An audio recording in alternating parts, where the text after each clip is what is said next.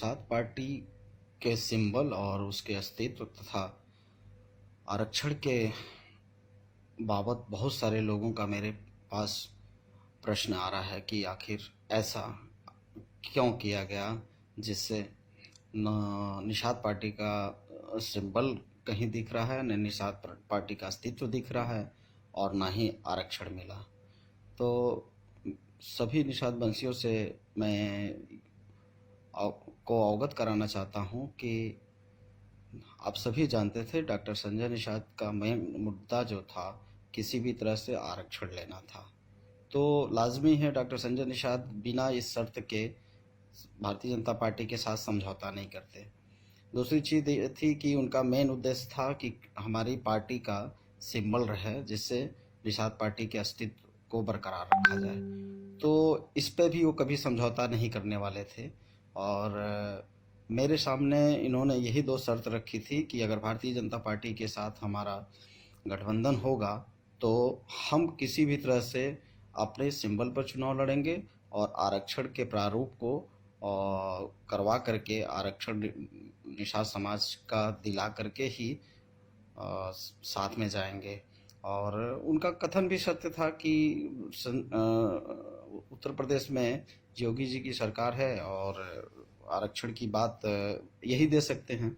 इन सब चीज़ों को लेकर के हमारी वार्ता चलती रही। इसी बीच में जब बातचीत फाइनल स्टेज में आया तो तय हुआ कि निषाद पार्टी के सिंबल पर हम 2 सीट देंगे और आरक्षण चूँकि चुनाव आचार संहिता है इसलिए आरक्षण के लिए कोई बीच का रास्ता अभी निकाला जा सकता है। तब मैंने इनके सामने डॉक्टर संजय निषाद भी वहाँ बैठे थे और भारतीय जनता पार्टी के वरिष्ठ पदाधिकारी भी बैठे थे। उनके सामने एक बात रखी कि क्यों ना निषाद पार्टी के सिंबल पर किसी अनुसूचित जाति यानी सुरक्षित सीट पर निषाद पार्टी के किसी कार्यकर्ता को चुनाव लड़ा दिया जाए। मेरे पास डॉक्टर संजय निषाद जी ने 2 लोगों का मझवार जात प्रमाण पत्र भेजा था। एक उनके प्रदेश के प्रदेश अध्यक्ष हैं रविंद्र मणि जी और दूसरा कमलेश जी हैं जो राष्ट्रीय महासचिव हैं। दोनों लोगों का जात प्रमाण पत्र मैंने पार्टी को दिखाया और पार्टी बोली ठीक है, कोई दिक्कत नहीं है। तो फिर बात ये आई कि इन दोनों का चुनाव लड़ना बहुत ज़्यादा कोई बात मतलब डॉक्टर संजय निषाद जी बोले कि इनको बहुत ज़्यादा लोग जानते नहीं हैं और बीच का और भी कोई इस तरह की बातें हो और भारतीय जनता पार्टी कुछ ऐसा करे जिससे कि मैं या मेरा लड़का अनुसूचित जाति के सीट पर चुनाव लड़ जाएं, जिससे वो एमपी हैं, प्रसिद्ध हैं, सब लोग जानते हैं, मैं राष्ट्रीय अध्यक्ष हूँ, सब लोग जानते हैं, तो और समाज में मैसेज जाएगा। तो इस पर जब बातचीत हुई तो तुरंत टेक्निकल चीज़ों पे तर्क वितर्क होने लगा। तो बात ये आई कि जब मझवार जात प्रमाण पत्र बन रहा है और जिला अधिकारी नहीं मतलब जिला अधिकारी थोड़ा सा अड़ंगा लगा रहे हैं कोर्ट के आदेश के बावजूद भी, तो तुरंत वहीं बैठे बैठे जिला अधिकारी को फ़ोन किया गया और पूछा गया इसमें क्या मेन बात है। तो जिलाधिकारी के यहाँ से मैसेज ये बात आई कि इस पे कोई बहुत ज़्यादा बात नहीं है, मझवार का सर्टिफिकेट तो हम इशू ही कर रहे हैं, कोई दिक्कत नहीं है।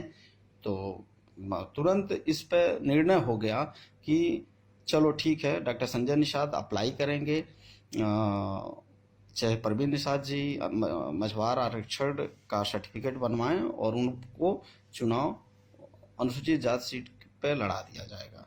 बात एकदम दूध की दूध और पानी का पानी साफ हो चुका था कि डॉक्टर संजय निषाद अनुसूचित जात पे चाहे परवीन निषाद जी सुरक्षित सीट पर किसी चुनाव लड़ लेंगे।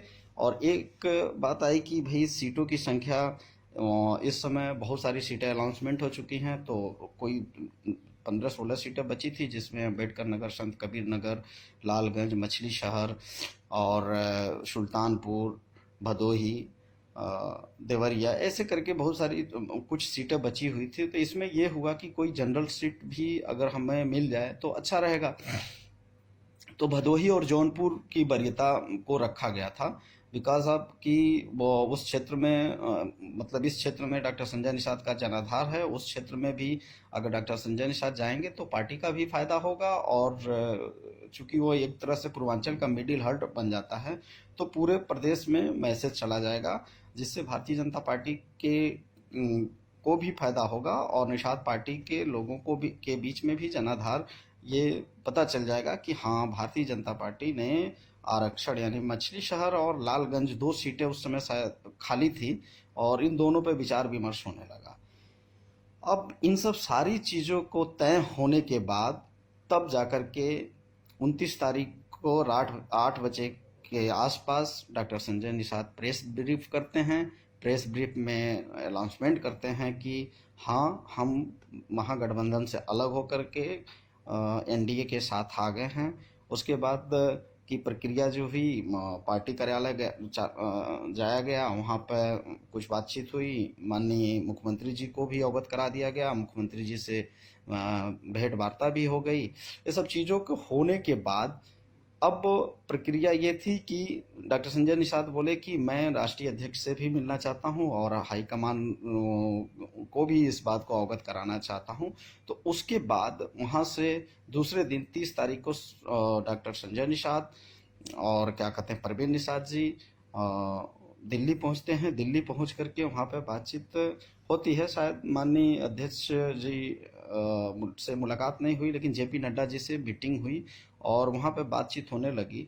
अब उस प्रोसीजर में डॉक्टर संजय निषाद जी ने क्या परिवर्तन किया और किस तरह से बातें की, कैसे क्या हुआ, ये किसी को पता नहीं, क्योंकि उस मीटिंग में न मैं था, न पीयूष भाई थे, न सिद्धार्थ नाथ जी थे।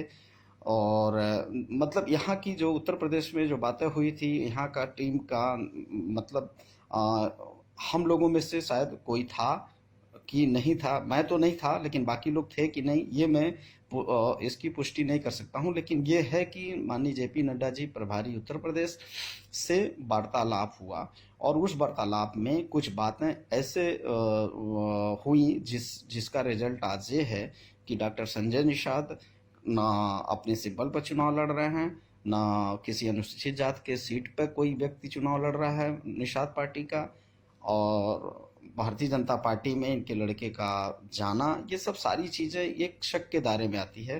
तो इसीलिए मैं अपने समाज के सारे लोगों से यही प्रार्थना करूंगा कि जो प्रक्रिया थी, उनके कार्यकर्ताओं से लेकर के पदाधिकारियों से लेकर के सारे लोगों को ये बात विदित था कि निषाद पार्टी के सिंबल पर चुनाव लड़ा जाएगा, आरक्षण पर कोई समझौता नहीं किया जाएगा।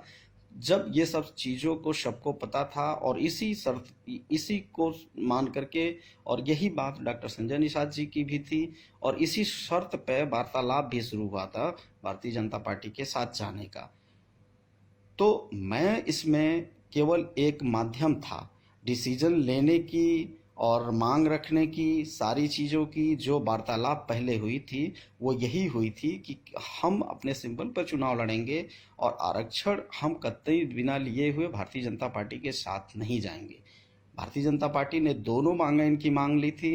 दोनों मांगों के अंतर्गत ये तय हुआ कि डॉक्टर संजय निषाद अनुसूचित जाति की सीट पर चुनाव लड़ेंगे और एक सीट कोई जनरल दी जाएगी जिस पे निषाद पार्टी का कोई कार्यकर्ता चुनाव लड़ेगा। तो इसमें मैं आप सभी लोगों से ही प्रार्थना करता हूं कि जो भी सवाल पूछना है वो डॉक्टर संजय निषाद से पूछिए। आखिर में ऐसा क्या मजबूरी उनके सामने आई, ऐसी क्या उनके सामने प्रस्ताव आया कि वो अपने आप को भारतीय जनता पार्टी में विलय जैसा महसूस करा रहे हैं। जैसे पूरे समाज को ये बात पता चल गया है कि उनका लड़का भारतीय जनता पार्टी के सिंबल पर चुनाव लड़ रहे हैं, और डॉक्टर संजय निषाद ये भी बता रहे हैं कि उनको भारतीय जनता पार्टी राज्यसभा देगी। तो ये सब चीज़ें, जहाँ तक जो बातें पहले थी उस बातों को पूरा का पूरा पलट दिया गया है, और ये इसके लिए ना कोई माध्यम जिम्मेदार है और ना कोई व्यक्ति जिम्मेदार है। कोई जिम्मेदार है तो डॉक्टर संजय निषाद जी जिम्मेदार हैं। उन्होंने अपने फायदे के हिसाब से सारी चीजें तय की है, न कि समाज के सम्मान, न समाज के अधिकार के अनुसार बात की है। जय निषाद।